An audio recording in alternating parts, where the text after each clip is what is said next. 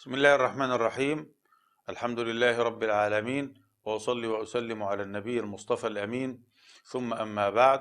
أيها المسلمون الأعزاء، إن للصيام مع الإنسان رحلة وتاريخا ومسيرة حدثنا عنها القرآن الكريم لكي يرغب المسلمين في القيام بهذه الفريضة العظيمة، فريضة صيام شهر رمضان، وذلك في قوله تبارك وتعالى: كما كتب على الذين من قبلكم। बेशक इंसान और रमज़ान का ताल्लुक़ बहुत तवील अरसे से है।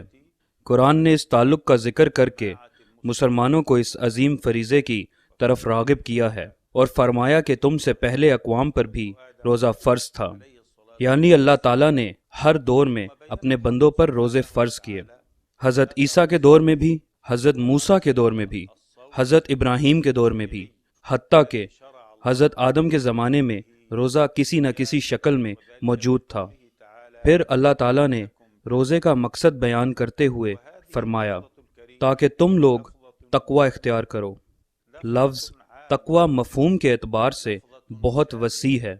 इसका लुग़वी मायनी बचना है और रोज़े को हर किस्म के शरूर, अमराज और अमूमी तौर पर हर किस्म के ख़तरात से बचने का कामयाब नुस्खा बताया। فالمادة اللغوية لهذا المصطلح تؤكد أن من أراد الوقاية، وأن من أراد أن يحفظ نفسه من الآثام والشرور، ومن أراد أن يحفظ نفسه وأن يقي نفسه من الأوبئة ومن الأمراض ومن المخاطر بشكل عام، فالصيام أسلوب ناجع ونافع। तक़वा से मुराद हर उस काम से बचना है जो इंसान की जिस्म और रूह को बिगाड़ती है, और इज्तमाई तौर पर इंसान हर उस काम से रुक जाए जो इज्तमाई इक़दार के ख़िलाफ़ है, और अपने नफ्स को मुनहरिफ होने से बचाना है। तक़वा नफ्स को सिरातुल मुस्तकीम से बहकने से रोकती है।